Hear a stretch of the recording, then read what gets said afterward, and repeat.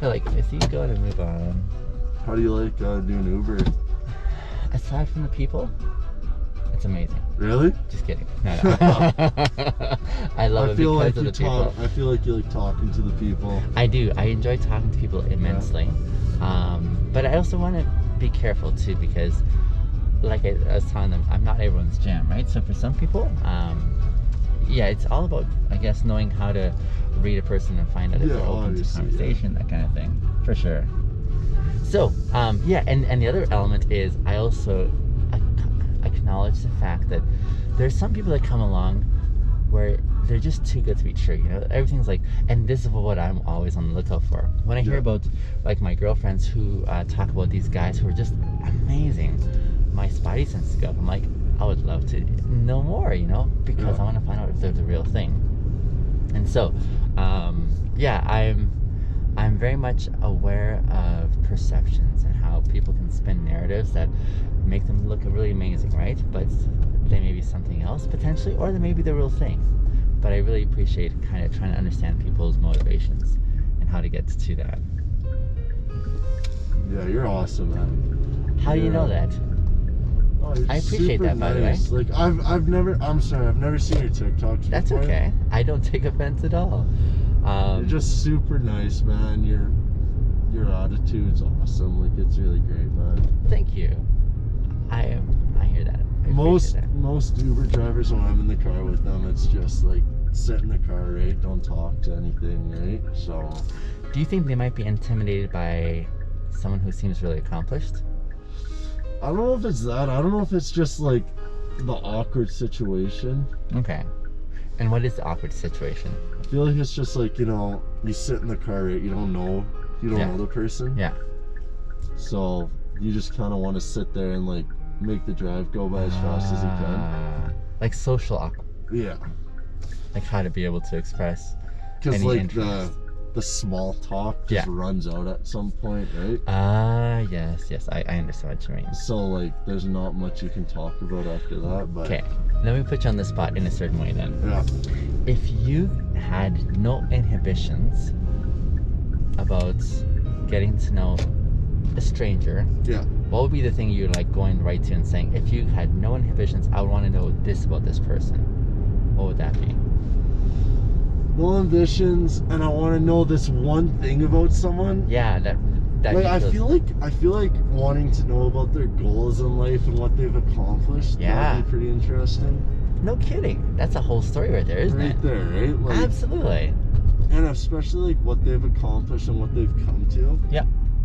Because like obviously like you don't know what they've done, right? Yeah. They could have come from fucking anywhere. Yeah. Right? Absolutely. So. Yeah.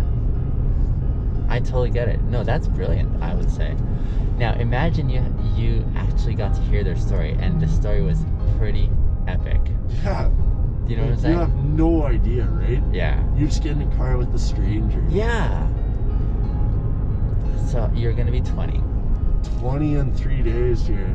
I got like 21 years on you. Really? Seriously. Actually? I'm serious, yes. I have heard I look kind of young. I shit you not, I would have guessed you're fucking 25, man. I was gonna guess. Oh man, thank you, that's great. I hear that often too, but why was I mentioning that? Oh yeah, I was mentioning that because, I mean, the time went by really fast, but here's the one thing I can guarantee, and I was telling another group of young girls this tonight. Yeah. As you're heading into this next season here, the one for sure thing that's going to happen is life is going to throw you the crapshoot often. Yeah. And the biggest ways that we grow in amazing directions is through the crappy parts. Yeah. I've never heard of a person who grows the most character-wise during the happy seasons or the easy seasons, right? It's when everything hits the fan in a really bad way. When they show their true character. When they show, well, not only where they show their true character, but that's where the opportunity, I would say, comes in to be able to say, crap, this is not good, but I got to work through this. And as you're in the process of working through it, the opportunity comes where you can start making some calls that put you on a trajectory of, are you going to be becoming a better version of yourself? Yeah. The better version of yourself is almost through the crappy seasons of life. And that's, That's not an easy answer. It's You know what really I'm saying? not. But I wanted them to be aware of that before they got there, because during the middle of it, it's sometimes hard to have clarity and see like what's really important, what you're trying to aim for, right? Yeah. Because you're just trying to like keep your head afloat or whatever, right? But especially for us guys, for example, Yeah.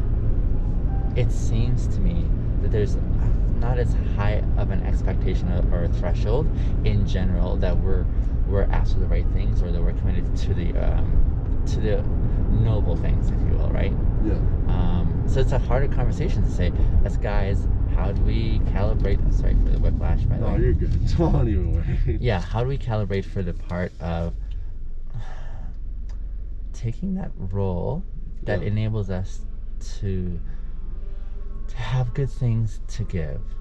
Like, how do we invest in such a way whereby the decisions we're making are along the line of integrity, like, or the conversations we're talking about are not the kind that are saying how can we take and use and just leave lacking, as opposed to how can we also leave value too.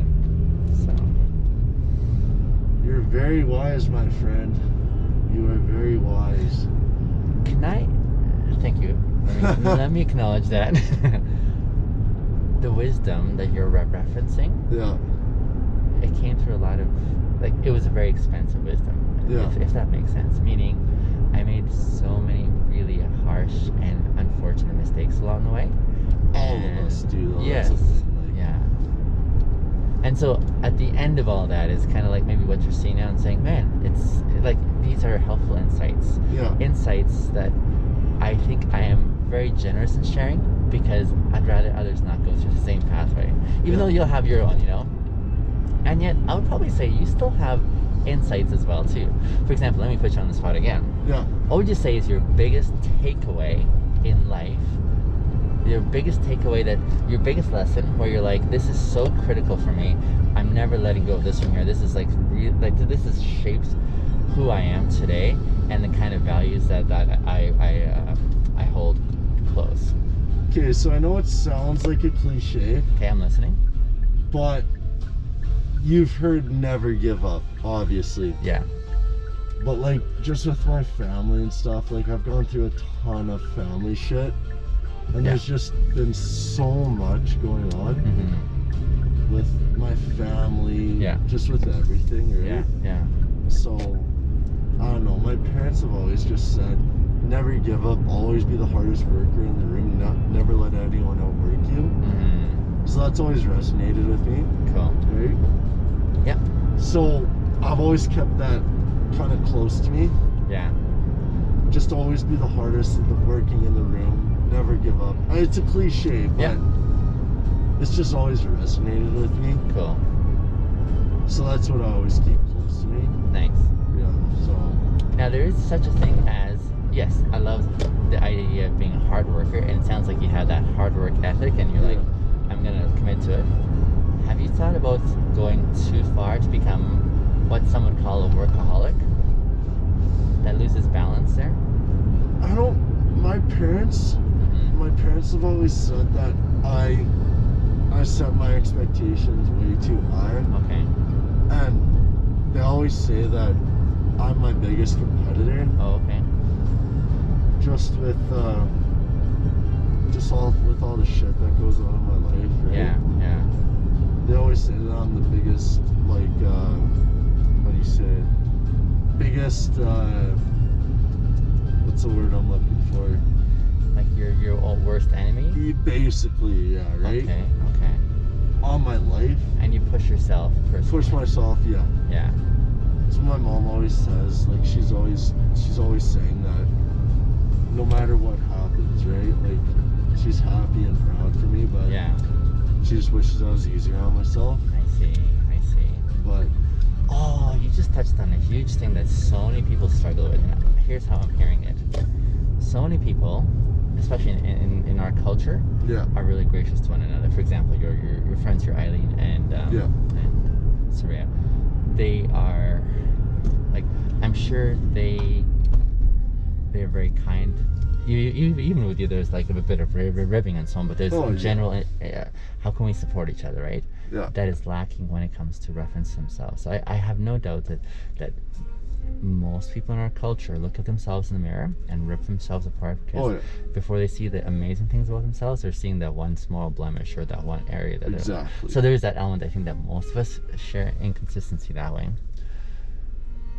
The challenge is how to be able to be kind to everyone around you after first you were kind to yourself.